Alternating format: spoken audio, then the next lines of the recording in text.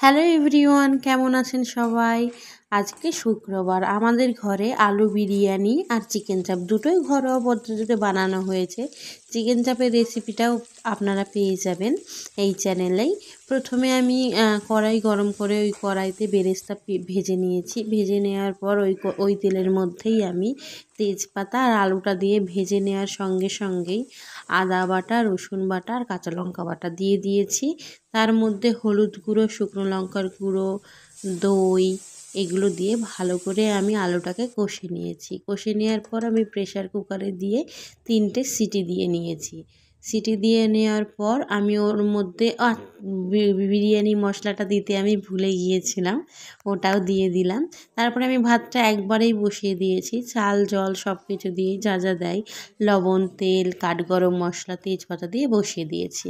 এই দিকে আমি একটি ননস্টিকের কড়াই নিয়েছি।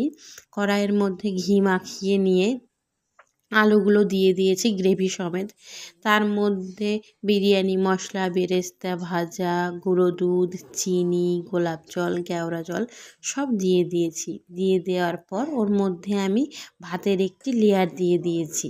আমি একদম আলুর উপরে যে মশলাগুলো দিয়েছিলাম, আমি এই ভাতের লেয়ারটার ওপরও তাই দিয়ে দিয়েছি। বেরেস্তা, বিরিয়ানি মশলা, গুঁড়ো দুধ, চিনি, গোলাপ জল, কেওড়া জল সব দিয়ে দিয়েছি। দিয়ে দেওয়ার পর আমি আরও একটি ভাতের লেয়ার করেছিলাম। মোট এখানে আমি 2টো ভাতের লেয়ার করেছিলাম। এই লেয়ারটার ওপরেও আমি পেঁয়াজ ভাজা, তারপরে গুঁড়ো দুধ, বিরিয়ানি মশলা, চিনি, গোলাপ জল, কেওড়া জল একদমই ঘরোয়া পদ্ধতিতে এই আলু বিরিয়ানিটি বানিয়েছিলাম।